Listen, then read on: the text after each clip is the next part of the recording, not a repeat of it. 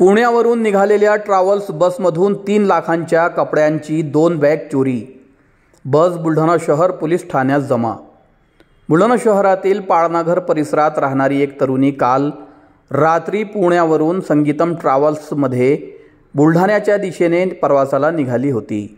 भावाच्या लग्नासाठी तिने पुण्यावरून जवळपास 3 लाखाचे कपड्यांची खरेदी करून 2 बॅग बसच्या डिक्कीमध्ये ठेवले होते। आज 20 नोव्हेंबर रोजी सकाळी 8 वाजेच्या सुमारास बस बुलढाण्यात पोहोचल्यानंतर तरुणी बॅग काढण्यासाठी गेली असता डिक्कीत दोन्ही बॅग दिसून आले नाही। याबाबत तिने बस चालक आणि वाहकाला विचारपूस केली, त्यांनी हात झटकले। त्यामुळे संतप्त तरुणीने बस बुलढाणा शहर पोलीस ठाण्यात आणून पोलिसांना सविस्तर घटनाक्रम सांगितले।